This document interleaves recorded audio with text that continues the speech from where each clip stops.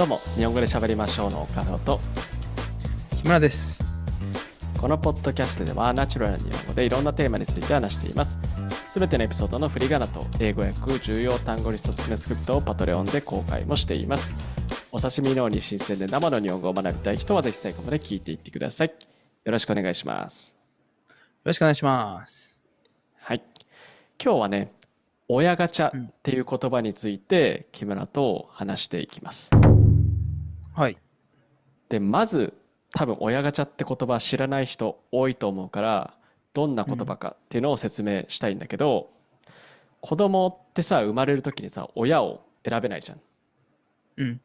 で、ガチャガチャもさ、お金入れてガチャガチャをひねったらさ、何が出てくるかわからないから、それに例えた言葉で、子供が育つ環境とか、まあ、うん。子供が親を選べないっていうところがやっぱ似てるっていうので、そういう表現が使われるようになったんだよね。うん。うん。で、基本的にはネガティブな意味で使われることが多くて、で、社会的なこの格差、貧富の差とか、家庭環境の違いによる不平等を示すために使う言葉なんだよね。うん。うん。で、はいはい。結構最近になって聞くようになったかなって思うんだけど、この言葉を木村は聞いたことある？実は、そう聞いたことあって、うん。俺が聞いてるポッドキャストが、いくつかあるんだけど、そこでうん。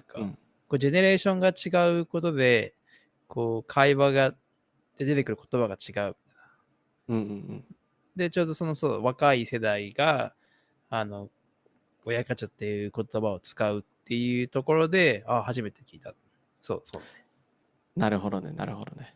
結構まあいろんな理由があってこういう言葉が入り出しただと思うんだけど、うん。俺が思うに結構インターネットの影響が多いと思ってて、で最近のうん。インターネットってさ、まあ、いろんな他の国の状況も見れるし、友うん。達とか同年代のいろんな状況も見れて、で自分とその人たちの差がなんか可視化されたっていうか、分かりやすくなったからなのかなって思ったんだけど、木村はうん。さ、なんでこんな言葉が流行ってるんだと思そうね、岡戸が言ってる通りだと思うんだけど、う？うん、ネットの世界ってさ、うん、結局、すごいいろんなことがよく見えたりとか悪く見えたりとかするけど、それってすうん、ごい断面的なところしか見えないじゃん。うん、うん、そうだね。から、例えば自分の友達がさ、これ買ってもらった、あれ買ってもらったとか、どこに、旅行行ったとかさ、美味しいもの食べたとかっていっぱい写真載っけてるけど、うん、でも、本当にそれだけじゃないかもしれない。うん、でも、それは見えないからさ、うん、うん、ネット上では。うん、うん、確かにそれはある。結構さ、SNS ってさ、自分のこのキラキラした部分しか載せないじゃん。実うんう際そうん。じゃないことが多いもんね。実際はそうじゃない。いいところもあるけど、みんなうん、苦労したりとかしてる場合もあるしね。うん。うん、うん、うん。そうね、やっぱりそういう SNS が流行りだしたから、そういうのが見えやすくなった。で、特にさ、こうキラキラした部分って目につきやすいからさ、今のうん子はやっぱりそういうのに影響を受けやすいのかなって思ったんだけど、うん。うん木村はさ、実際そういう SNS で同年代とか、まあ、他の国うん。の人も含めてキうん。ラキラした部分を見て、この親ガチャ俺外れたとか、なんか羨ましいなっていうのは思ったことある？今はないね。今、もうね、自分がだいぶ独立してるって思うし、なんかうんうん今自分がその得られない、なんだろうな、これいいなとかって思うものが、うん。親のせいで得れてないって思わないと思う。うんうん。けどさ、もしさ、その人がさ、まあいい仕事に就いてますと。でもそれは親ガチャが良かったから、その仕事に就けたっていう可能性もあるじゃん。そこは考えない？それはちょっと考えすぎかなって俺は思う。うんうんうだってん。もうね、確かに。高校、大学とかって言ってるわけだからさ、もうだいうん。ぶその親だけが自分を形成してないと思うよね。うんうんうん。うん。確かに確かに。今も俺とさ、木村30歳だからさ、もしよ、たとえ親ガチャが外れだったとしても、その大学卒業した後っていうのは、外れだったとしても、まあ行けるとこまでね、結構自分の力で行けたりするから、もうこのうんうんうん。段階になると、多少ね、親ガチャの影響はあるかもしれないけど、それより自分の力が備わってないとか、自分のやってきた行動の結果が今なのかなっていう考えに近いかそうそうそうそう。でもなんか多分自分がまだもうちょっと10代とかだったら、な。そういうのってないものになれみたいな、うんうんうんうん。は全然あると思うよね。うんうん。確かに確かに。それ聞いて思ったのが、俺、小学校の時にさ、うん。家でお菓子さ、全然食べさせてもらえなかったのよ。ああ、なるで、ほど。友達の家に行くたびに、その友達の家ではお菓子があったのよ。うんで、そのうんうん。時は、まあ、その当時はね、親ガチャっていう言葉はなかったけど、うちの親は貧乏なのかなとか思ったことあったんだけど、そういううん。経験、木村は子供の時あった？あったよ、めちゃめちゃ。うちはね、テレビゲームが全然家になくて、うん。まあ友達ん家にはあって、なんかそこの友達ん家行ったらみんなでこうワイワイ、テレビゲームができるっていうのが羨ましいみたいなのは全然思ったよね。そうんうれがん。まあ今の言葉で言ったら、まあその親ガチャなのかな。そうね、自分はなくてその子はあるからね。うんうんうん。なるほど。で、それをきっかけにさ、親と喧嘩したりとかはなかった？いやー、なんだろうな、あんまり覚えてる限りではないね。あんまりそういうところで喧嘩したことはなかったら、なんか、うん。うん、あ、じゃあちょうん。っと羨ましいなって思うぐらいか。羨ましいな。うん、そうそうそう。うんうん。そうだよね。俺もそうね。確かにそんな感じだったような気がするわ。うん。うん。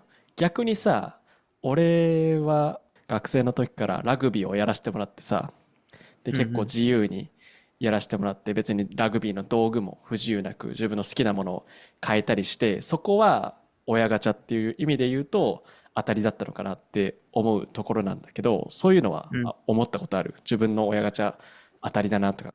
家庭環境が恵まれてたなっていうのは思う。なんか強いられることはなく、うん自由にやらせてくれて、うん。で、こんな風に何も言われなかったから、今、日本にいないのかもしれないけど、うんうん今、オーうんストラリアに住んでるの、それがあるのかもしれないけどさ。うん。うん。確かにね、やりたいことをやらせてくれる親だよね。そうそうそう。そういうことよ。うんうん。確かに確かに。で、結構そういう意味で言うとさ、まあ親ガチャうん。あたりの2人なのかなって思うけど、逆に親ガチャから派生して毒親って言葉もあるんだけど、これは聞いたことある？ない。毒親。そう、毒親っていうのは子供に対してネガティブな言葉をかけたり、まあその子の人生を支配するような親なんだけうど、ん。自分のさせたい仕事を子供にさせるとか、行かせたい学校に子供を行かせるとか、全部支配するのを毒親って言うんだけど、こうん。れちょっとやりすぎかなって思うんだけど、どう思難しいね。だって、う？うん。どっかしら子供にレールを引いてあげないと、うん。まず何も始められないと思うよ、子供って。だって。俺らうん。もさ、ラグビー、うん。やらせてもらったけどさ、うん。きっかけって、結局親がラグビーさせうん。うん。たわけだし、そうだね。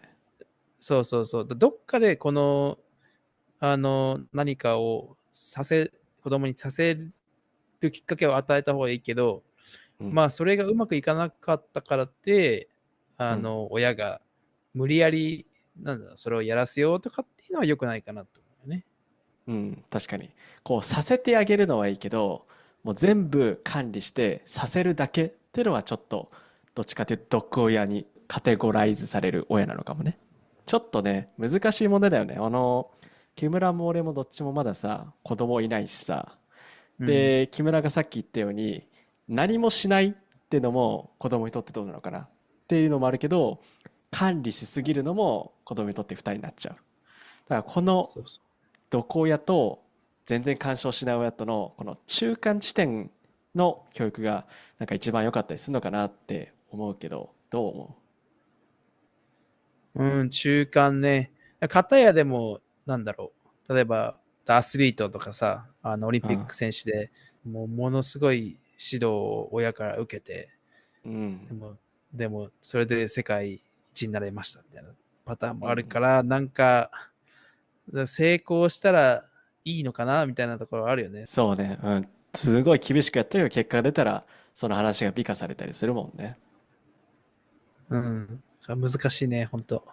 どっかのステージで、親ガチャ、なんだろう、良くなかったって思ってたとしても、最終的に、良かったって思ってもらえれば、それで OK なんじゃない？